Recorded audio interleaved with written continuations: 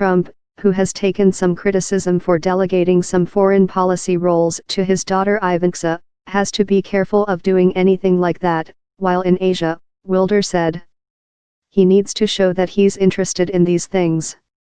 And that, frankly, can be difficult. Some of these events aren't that exciting. Back when Bush attended some of the same annual summits that Trump will go to next month, we used to send him in ball scores to keep his mind occupied during particularly tedious stretches, Wilder recalled. The other thing the president has to be careful of is what he tweets. You cannot, in East Asia, while you're a guest in these countries, do anything that looks like criticism of those leaders, the expert added. In China, Trump will meet again with President Xi Jinping, who has steadily consolidated power at home over the past few years, while Beijing's assertive, even belligerent, actions abroad have increasingly worried its neighbors. It's striking how confident Xi is sounding about his own position and the position of China, with the void left by the United States by withdrawing from the Trans-Pacific trade deal, Wilder said. Xi has emphasized that China is moving closer to center stage in the world, he noted.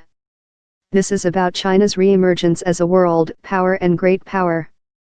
And Xi Jinping feels this very personally, Wilder said.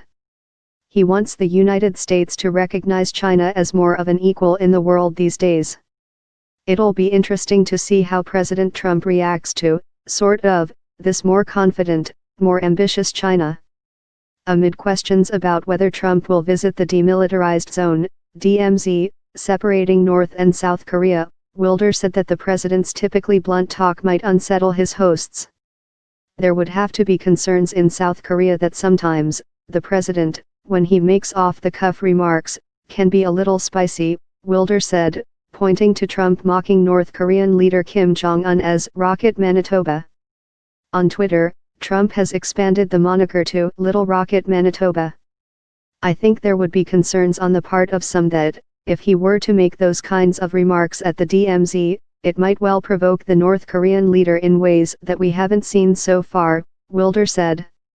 India had been ambivalent about moving too close to democratic U.S. allies in Asia, Wilder said.